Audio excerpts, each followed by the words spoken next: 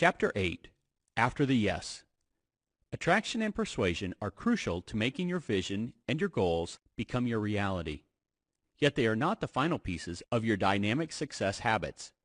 When you add one more habit to those game changers, the trio can become the foundation for any startup business to succeed or give you the boost to reach a new level in your company. This secret success habit is managing people's feelings after the yes. Let me explain. But first, let's summarize where you are at this point. You have discovered the clarity of where you want to go in life. You have identified and purged the inner villain. You replaced a limiting story with a limitless story. You've come to understand the avatar of the best you. You have discovered the one truly monumental combo that can take your wealth to the next level. The most accomplished people in the world use these millionaire success habits in their business lives as well as their personal lives. But this chapter is dedicated to a secret success habit most people overlook or maybe never even think of, and this oversight causes them to fall short. It's a habit that sets super successful people apart, since it helps them understand the after the yes, the after-sale relationship, the after-sale feelings, and the after-sale reciprocity. I look back at my blessings and the ability to generate hundreds of millions of dollars through all my businesses and my brands, and I realized a lot of this success was because I obsessed about how my clients felt after they said yes. As minor as this may feel right now, believe me, it could be the difference between decent success and blockbuster growth. Applying a very tactical but simple process, you will understand how your clients or people in your life feel and what they deserve from you after the yes. Throughout this chapter, I'm going to lean more towards wealth creation and business than other forms of success. But this strategy can help in every area of your life. For example, think about attracting and persuading someone to marry you. What happens after you make this relationship sale? After the yes. Have you ever heard someone say, "Oh my God, my husband was so kind, so sweet, so romantic, so charming, and then we got married and everything changed"? Have you ever heard people express their excitement about creating a partnership? They were going to start a new restaurant or start a new online business together, and the relationship was just magnificent. And then they launched the business, and in 5 or 6 months they're in court battling to dissolve it. Have you ever been charmed by a salesman, by a product, by a company, by an online sales funnel where you felt amazing, where you felt understood? They did all the things I taught in the previous chapter. They knew what you wanted, they were listening to you, and they delivered exactly what it was you wanted. But then, after the sale, you never heard from them again. In fact, when you tried to call them, you couldn't get through, or you talked to someone who was disinterested or unhelpful. Everything I shared up to this point will create unimaginable momentum. But if you want to maintain success, evolve it, and take it to heights you've never even dreamed of, you need to understand how to bond and build relationships after someone says yes. The following is a cautionary lesson about what happens when you neglect this success habit. Several years ago, my good friend Joe and I decided we wanted to help out billionaire Sir Richard Branson and his charitable arm, Virgin United, an incredible company doing magnificent things all around the world for those in need. It is such a good organization that when Joe and I helped raise $1 million, 100% of that money went on the ground to help. Richard pays all the expenses of Virgin United out of his pocket, so all donations can go to the people in need. Amazing. So we went to work, raised the money, and ended up going to Richard's Necker Island, Richard's private island in the British Virgin Islands, and spend a week with him. We did this for a couple years in a row. I got to sail around his island, boat race with him, snorkel, eat dinners, etc. It was great to get to know, love, and understand this man who's done so many great things. He started Virgin Records, Virgin Airlines, Virgin Mobile, plus a plethora of other companies, and helped so many people in the world who need it. So with the work we did, and the money we raised, and the significant amount of my own money I put in, I felt great, like I was a part of something big and significant. But I have to tell you, after I donated the money, the communication with the organization ceased. This had nothing to do with Richard personally, and the organization itself truly appreciated all we did. But they never even thought about the after-sale relationship. I never heard from anybody, I never saw where the money went, I never got pictures of schools, and I never heard about the kids that it helped. At one point, I paid for a whole bunch of clothes for homeless kids in America, and I knew the clothes were distributed across the Midwest. And after I donated, I never heard anything else from the organization, and I felt disconnected. And what happened was that I drifted away from helping that charity. Even though I loved what it was doing, and I truly love and respect Richard Branson. And I ended up moving on to help other charities, but this time I explained the need for follow-up and follow-through when we had the opportunity to talk. One of John Paul DeJoria's claims to fame is his obsession with understanding his employees after they said yes to coming to work for him, understanding the needs of his clients who are buying his tequila and his shampoo after they spent money, and making sure they want to come back. John Paul once said, "I'm not in the selling business. I'm in the reselling business. I want to make people happy so they continue to buy and buy again." If you want intimacy back in your relationship, bring that same thought process and watch what happens. Do the same things you did to win your spouse over in the beginning and watch things heat up. Business is the same way. If any of you were ever part of my real estate education or bought one of my New York Times best-selling books on how to invest in real estate, you know that after you bought my book, you would get a video from me every single week on how to improve your life, deliver capabilities, and deliver inspiration every time. I didn't charge for it. I didn't tell people I was going to do it. I just delivered it. I made sure my students got emails after the sale to make sure that they knew I cared and I appreciated their business. This was my after-the-sale relationship building. I was expressing appreciation that they had faith in me. And guess what? They felt it. They recommended me to others. They bought more products, and they wrote great reviews. Not because I bribed them, but because they knew I cared. For the people in one of my high-level mastermind groups, like the group I have with my good friend Joe Polish, where people pay $100,000 to be with Joe and me a couple days a year, I make sure that they know after they cut that check, I care, and that I am going to deliver massive value, and that I care how they feel. You know that people will forget your name. I forget names all the time. People forget what you do for a living. People forget where you went to college. People forget how they first met you. But what they won't forget is how you made them feel. You see, we go around our whole lives looking to feel better. Why do you do anything? Why do you want to make more money? Because you want to feel better, or you want to feel a certain way. Why do you want to fall in love? Because you want to feel amazing reciprocal warmth and connection. Why do you have a drink? Why do you exercise? Because of the powerful feelings attached to these activities. So remember this truth. When it comes to your clients, it's all about them and it's all about how they feel, especially after they said yes to purchasing your services, purchasing your company, purchasing whatever it is you have to sell. It's not about what you think they want. It's not about what you think they deserve. It all comes down to how they feel. As I'm writing this section of the book, I had a reminder as bright as the sun about why it is terrible not to comprehend how someone feels. It was breakfast and my kids and I were sitting around the table. My son has this magical memory, and he happens to love specialty crayons right now. I'm not talking about the typical red or green. He likes the fancy crayons, like English Vermilion, Dark Venetian Red, and Permanent Geranium Lake. So we were sitting at the table, and there was this pack of 50, and I pulled a crayon out, and I said to my son, "What color is this?" And he named it. I said, "Wow." Then I pulled another one out, another one, and with all of those crazy names, he got 50 right in a row. I was shocked. I was ready to fall off my chair. My daughter, seeing the praise my son got, said, "Let me have them. Let me study them." So she looked at them for 2 minutes, and while she was doing it, I said, "Hey guys, we all have unique gifts and unique abilities. That's just one of Brody's. I could never do that, but Brianna, there are unique gifts that you have that Brody doesn't." She proceeded to say, "Okay, now ask me."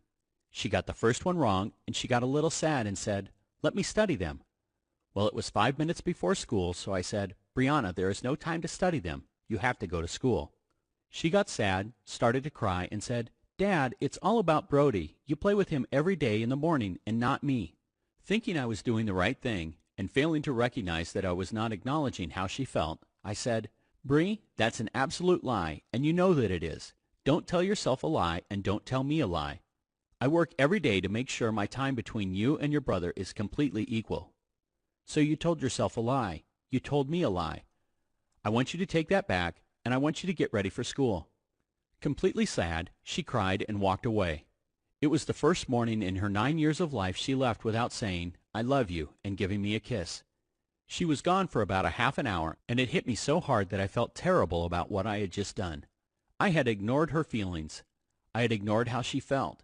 It didn't matter if it's true or if it's not. If she felt that way, it means it's real to her. It hit me so hard that I jumped in the car, went to school, went to her classroom, and politely asked to pull her out of class. I walked outside in the courtyard and sat down on a bench with her, looked at her in the eye, and said, Bree, your dad made a massive mistake. It doesn't matter if I think it's true. I know I spend time with you and your brother equally. But I dismissed the way you felt. I dismissed your feelings. I basically said, tuck them down, and that what you feel doesn't matter because your father knows the truth, and I was completely wrong.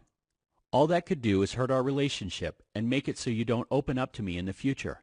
And I want to give you my word that I'm going to work hard to never do those things, and if I do, I'll make sure I fix them right away. And I apologize. My daughter's smile was so unbelievable, and 1,000 pounds fell off my shoulders because I saw in an instant that all she wanted to do was to be understood. She didn't care about the facts. Therefore, obsess about how your client or the people in your life feel after they say yes. When you care post-purchase or post-sale just as much as pre-sale or pre-purchase, that's when you are putting to work one of the biggest secret success habits to massive wealth, business, and life success. Camp out. My son used the phrase epic fail last week. I've heard the term for years now, but you know when your 7-year-old uses it that it's officially a trendy phrase. Here's the definition of an epic fail in life and in business. When you don't camp out in the mind of your client, or your spouse, or your children, or your employees, or your employer, you have epically failed. What exactly do I mean by camp out? Figuratively, it means that I want to set up my tent where they live. Translated, it means I want to walk in their shoes. If you camped out on a friend's couch for 2 weeks and you got to see firsthand their routines, their habits, what they worry about, what their goals are, and what they hate, you would know that person 100 times more than if you knew them only through a handful of transactional conversations. So I want you to use this analogy, and remember that when you camp out in the minds of your clients and everyone you care about, you are moving forward to your next level of abundance. You see, people spend copious amounts of money on marketing, advertising, attraction, and persuasion just to get the client to say yes. But after the sale is over, many individuals forget who the client is as a person and what he wants. Here's a scenario that illustrates how easy it is to forget. When a startup happens, everyone is hungry and eager. Your employees are dedicated to understanding the wants of the client, but the business starts to boom. Now you have to hire more employees, a CFO, a personal assistant, salespeople, and a customer service team. And as your company grows and business is going well, you join the local country club and move into a larger space in a better location. This scenario plays out in all types of businesses. Your law firm began with 4 clients and now has 100. Your online business had 10 buyers a month and now has 500. As a doctor, you opened your doors and had 4 patients a week, and now you have 4 patients an hour. And guess what happens next? Your company or your job is evolving, which means you're busier and you have less time in the day. Or your thoughts are increasingly focused on growing your business, rolling out your marketing, or on all the other extracurricular activities that your growth has created. In many instances, you neglect or forget what's going on in the mind of your current clients. You stop camping out in their thoughts. You stop paying attention to their fears, what they want, and what they need from you. Instead, you are focused on processes and systems. And of course you need all that in a business, but when you don't camp out in the minds of your clients, they feel disconnected, and you've blocked yourself from the highest level of success.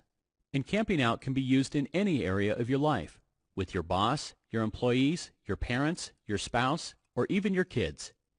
In terms of this last relationship, I can't emphasize enough how crucial camping out is. I'm not talking about your local state park, but in their lives. I have friends that keep themselves so busy that they miss the chance to bond with their children. And then when they want to be with their children, they miss their chance because their kids are older and less interested. How do you think it would help your relationship with your kids if you knew all their friends' names? What if you knew what goes on at recess, what class they struggle in, what teacher they like, what teacher annoys them, what's trendy among their age group, what boyfriend or girlfriend issues they are having? You see, we have this tendency to be in the physical proximity to our families, but not camp out in their thoughts. We often finish their sentences rather than let them tell us what's on their minds. Or they come home from school and we say, "How was school?" And they say, "Good," and they walk into their room and the conversation is over. Instead, what if you look your children in the eyes and ask them questions you know can engage you both in a conversation and further the relationship? What if instead of, "How was school?" you asked, "At recess today, did you and Scott play football? Or did you play soccer? Or did you stay inside and read? Oh, you read a book because it was hot outside? Are you reading that cool book, Where the Wild Things Are still?" Or if you have older kids and you know that your daughter is frustrated with her job, what if instead of, "How was work?" you ask something like, "Is Mr. Smith still making you work late? Have you taken that trip to Vermont you promised yourself in July?" All of a sudden, you're no longer just talking to hear yourself talk and asking generic questions. Instead, your kids know that you care, and that creates massive connection. Now, maybe you don't have kids, or you are wondering why I shared so much about parenting.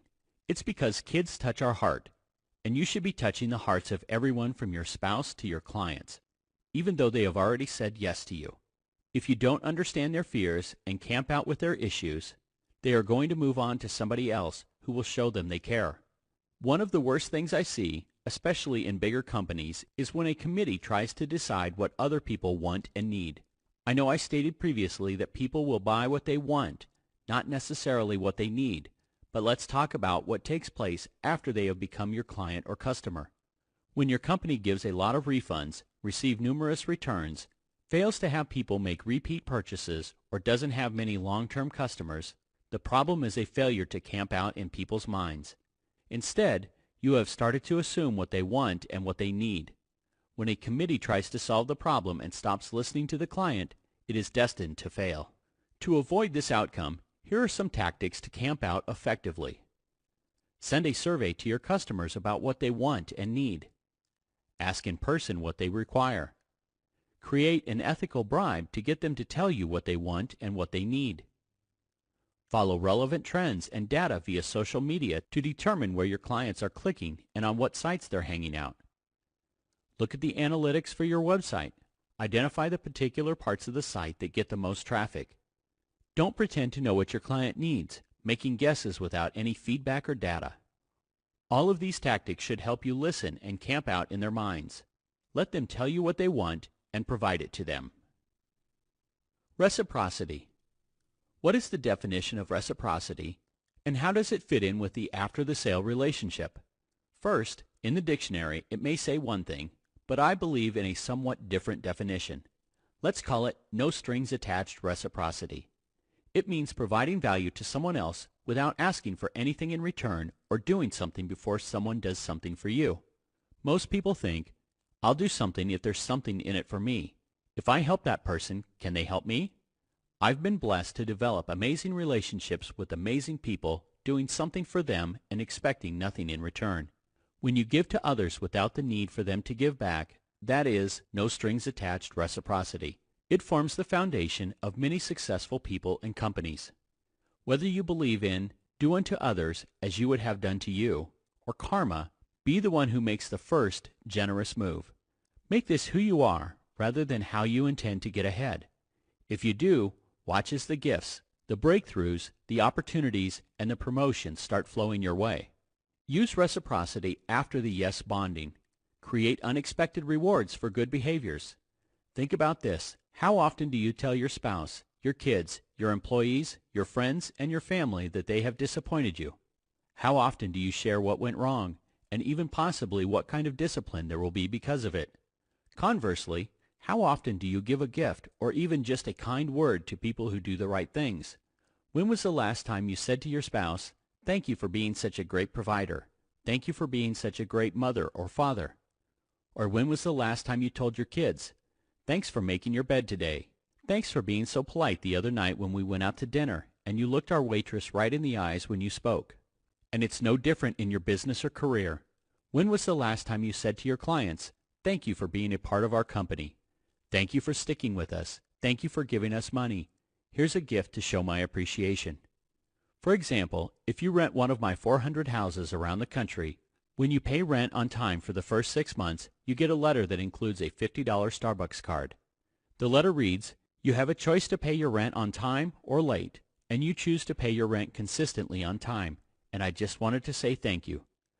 People don't expect the letter or the gift, and they respond in so many positive ways. Tenants stay longer, complain less, and often want to buy the house from me. This letter creates a connection. This isn't trickery. I truly appreciate them, and I let them know it. By doing so, we move beyond being just a tenant and landlord, a purely transactional business arrangement, and build a real relationship. Yes, they are paying me money, and I am providing them a home. That could be enough, a fair exchange. but my ROI on renting single-family homes is significantly above industry standard, and my tenants know that I care even after they give me money. That's your goal.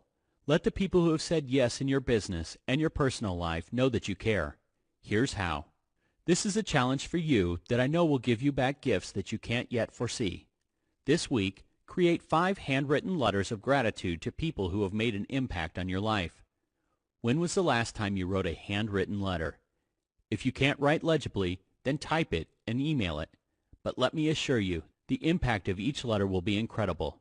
Send them to clients, a mentor, a teacher, your husband, your wife, your mother, your father, your siblings, your children, your employees, your manager, or your boss. Here's an example of a simple, unexpected note of gratitude that you may send. I just wanted to let you know that today I was sitting here thinking about the evolution of my life, and I'm not sure I'd be where I am today without you keeping me accountable, being tough on me, being so sweet, being so loving, providing love in my life, or being a client who pays me for services that we render.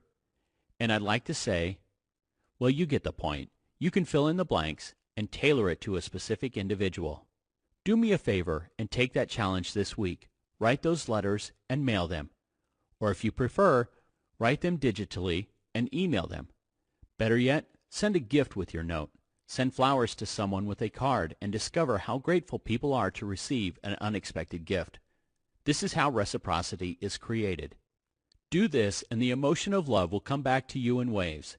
If you make this sort of selfless gesture in your personal life, why wouldn't you do that in business as well? Why wouldn't you do that with your clients or coworkers? Why wouldn't you do that with your boss? Why wouldn't you do that with your employees? Building reciprocity fosters a long-tail relationship. This means they will use your service, respect you, appreciate you, and refer you for many years to come. This is the opposite of a one-time transaction or a short-term relationship. Building these long-tail relationships is a core success habit of most super successful people. Learn what makes your people tick.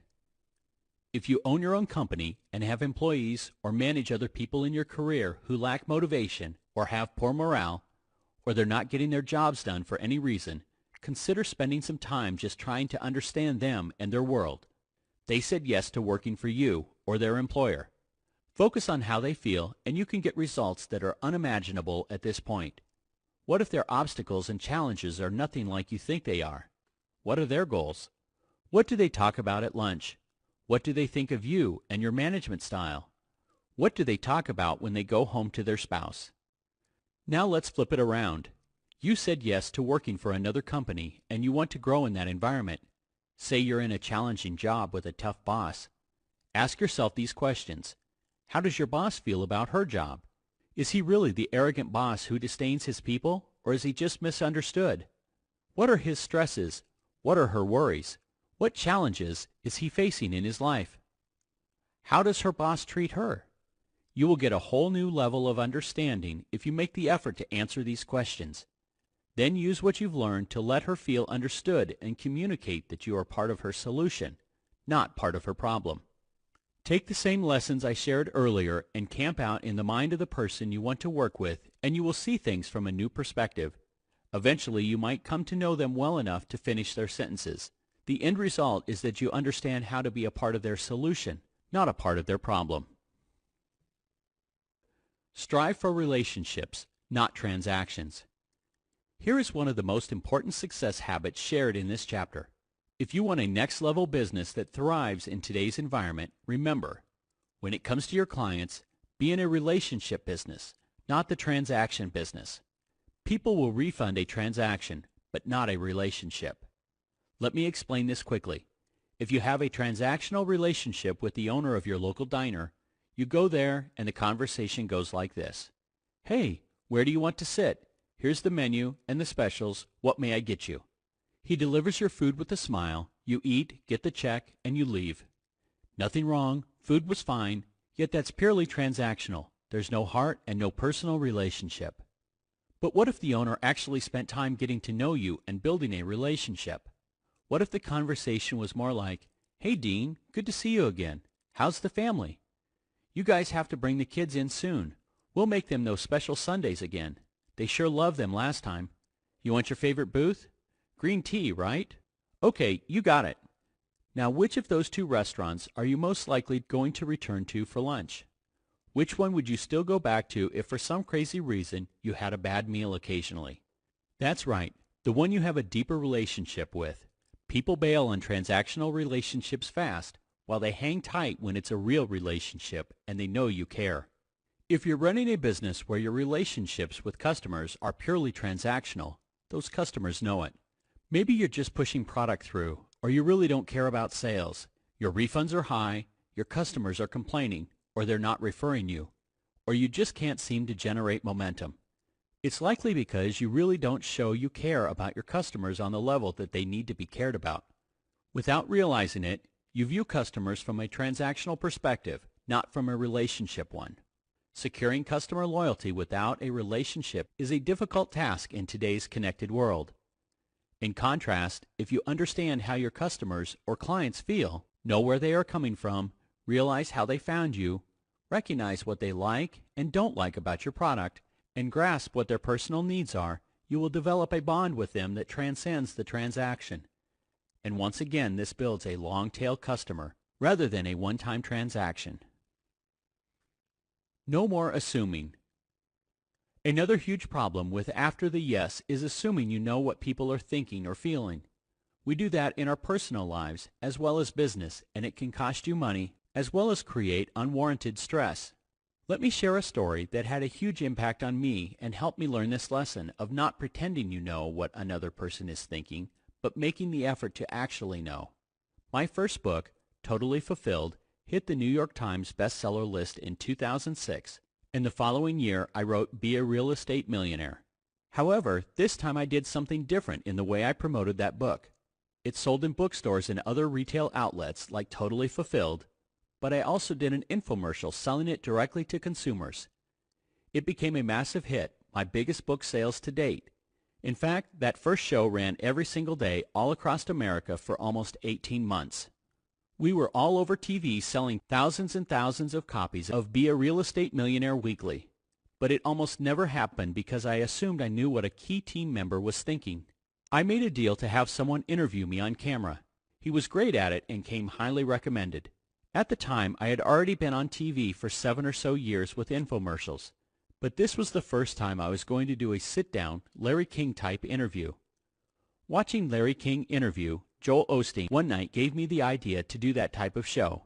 I knew if Larry King would have said, "Love Joel or not, if you want his brand new book, why go to stores? Call the number below and get it at a discount right now," it would have been a massive hit. It became all I could think about. So I was ready to replicate this type of show with a great host, and I found someone I thought would be perfect. I made a deal with him, and a shoot date was set. The day of the shoot, I arrived at the studio, and I was a little nervous because I wasn't using a script. Instead, I wanted to speak from my heart. I wanted to share real stories and real emotion in an unscripted, back-and-forth interview. Keep in mind that this was at the beginning of the recession. The economy was tanking, mortgages were being foreclosed on, and I was going on TV to sell a book on real estate investing. Everybody told me I was crazy. Friends and even family were telling me, no one's going to want to figure out how to make money in real estate. People are losing their homes. They just want to survive right now, Dean. I stayed positive and ignored the naysayers and continued on schedule to launch this book and infomercial. What made my nerves even worse was overthinking. On the way to the studio to record the infomercial, I became increasingly anxious. Would I sound good? Would I be able to share from my heart and not freeze up? So I arrived, a bit nervous, walked into the studio, and the TV host kind of snubbed me. I was taken aback initially, and I jumped to a conclusion. This guy thinks I'm crazy for doing this too.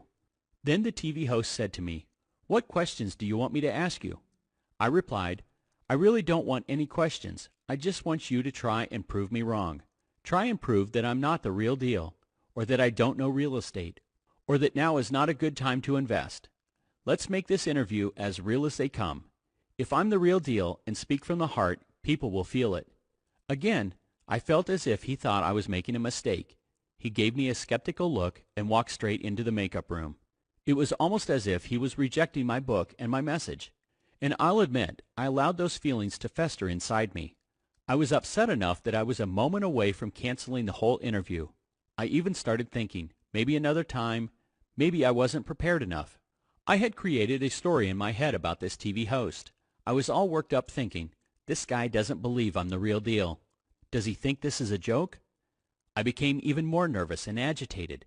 Then we sat down on the interview set and he looked at me and said, Dean, I'm sorry if I'm acting weird. I'm just so intimidated by you.